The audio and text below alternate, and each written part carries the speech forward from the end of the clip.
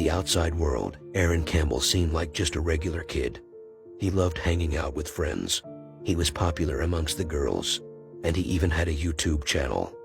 He was so unassuming that if you had to pass him in the street, you probably wouldn't even look twice. Yet this 15-year-old kid had a side so dark that you just wouldn't be able to fathom it. On July 2, 2018, at around 3 a.m., 6-year-old Alicia McPhail was abducted from her bedroom.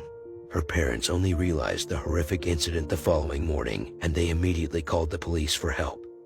The news of Alicia's abduction sent shockwaves through the tiny town of Rothesay, where before this incident, crime was practically non-existent. The community wanted to help as best they could, so they organized a search party, where members of the community would walk the streets and search for Alicia. At around 9 a.m. that morning, 2 hours after Alicia's granddad had reported her missing, her lifeless body was discovered in a wooded area behind an old abandoned hotel.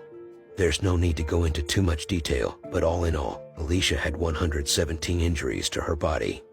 This was clearly the work of a monster, and police knew they needed to act quickly in order to track down this sadistic killer.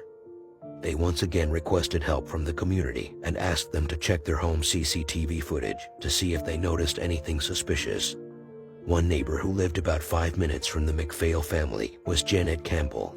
She was sitting in her room, slowly working through the CCTV footage of the night in question, when she saw something that would have made her heart drop. At around the time that Alicia went missing, Janet saw her son Aaron leave their property. There was no good reason for him to be leaving the house at that time of the morning, so she continued watching, hoping to make sense of it all. Aaron returned to the house a while later, and oddly enough, this time he wasn't wearing a shirt. Still confused about what's going on, she continued watching the video. A short while later, she once again spots her son leaving their property. This time he was carrying a flashlight and seemed to be in quite a hurry. Shocked at what she'd just witnessed, she immediately confronted her son, who denied having anything to do with Alicia's murder. And although Janet wanted to believe what her son told her, she still felt that something wasn't quite right, so she decided to hand the footage over to the police, believing that it would clear her son's name. The video, however, was the big break police needed, and it was the very first step in solving one of Britain's most horrific crimes.